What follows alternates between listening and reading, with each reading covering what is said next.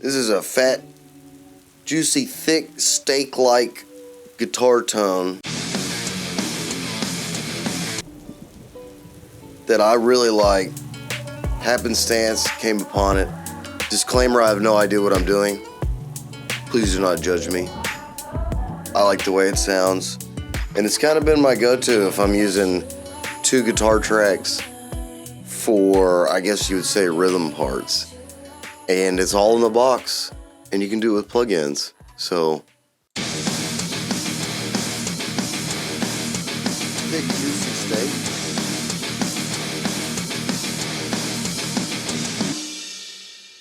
Okay, here is the 2 guitar tracks, left and right, recorded in mono. We start with Amplitube. Funny thing is all of my presets got deleted, and it kind of made me mad for a second. And then I actually enjoy it now because I realized I can't or don't use the presets as a crutch. And everything that I've done so far after that has been, to me, felt more original. Sometimes it's good to get away. It's good to get away from the presets sometimes. I either usually record heavy metal with this SLD 100 or the Metal Lead 5, scoop the mids, a whole bunch, or a little treble. These settings are recorded settings, or what's printed, not what I recorded, but slap on the tube screamer. All the settings for me always change. I almost never use the same settings, but I do that.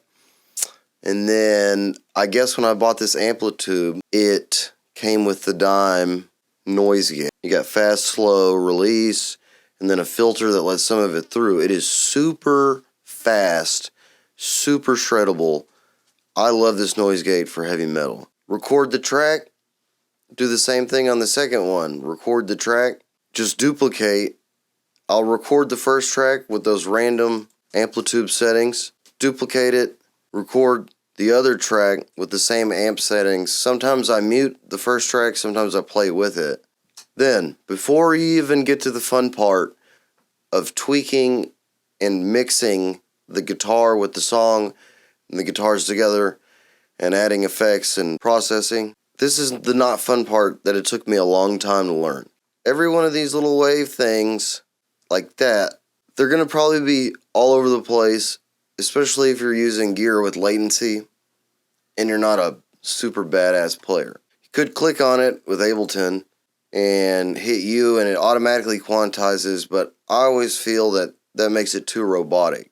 So you really do go line, second by second, lining up each one of these peaks. Not perfectly. I could be wrong in this, but you can see in this one right here that obviously that's not lined up. Maybe it should be lined up. The closer it would be lined up, the better it would sound. Sometimes I like the way it sounds not lined up perfectly. But I do know for sure we could go to a drop. Maybe like right here. Boom, there's a drop. Definitely want to try to get those pretty lined up. That's the tedious part about recording music, but it is what makes your guitar, especially in hard rock, sound good over, in my opinion, second to the playing. So you got your waves lined up. Way to go. Now you can do the fun part. What I like to do, one guitar track. I'll solo one guitar track, tweak it from there. Solo the other guitar track, tweak it from there. And on the other guitar track, so you got the waveforms kind of lined up. Now you can do some mixing and plug in stuff. So first guitar track, boom. Here's one guitar track. Here's the other guitar track. I usually just listen to the song and go from there. It's the importance of knowing what each piece of equipment actually sounds like, and that you can't just plug and play the same settings. It's really to the song. The second track, I said you duplicated it, so when you duplicate it, it's the exact same settings and amp model. So on the second track, I'll solo it, go to the Amplitude plugin, and I change the amp. So I believe this one would be This one I have panned all the way to the right, and I have the SLD 100. Settings are different. Tweak it. Still have the tube screamer and the noise gate. That's really all I want with rhythm tone most of the time. I usually do the compression and everything else on the DAW side. Different amp cab. I usually, for hard rock and metal, still use a 57. But the reason I do this is because it makes it sound way cooler and thicker than if I just copied and pasted the same amp, cab, and amplifier. And I really like, let's say with this one, we have, this is like the 5150 PV sim. I really like this one for bass and the low end information. And I might bring the mics a little closer. And then for this one, I like a little more high end and take some bass out. Then I'll pan them, like I said, here all the way so that there's only left or right, if that's what I'm going for, and do the same on the other one. Then on the group, right here on the fader channel strip or whatever, pan here for as much or as little as I want. Sometimes I pan them all the way, hard left and right. Sometimes I pan them half. Sometimes I pan them all the way in the digital modeler plugin and then a little bit here. I cannot explain any of it, but I just do it by the way I have the sound in my head and I want it. I don't know if it's right or wrong. I don't think anything's right, but just don't go to always pan hard left and right.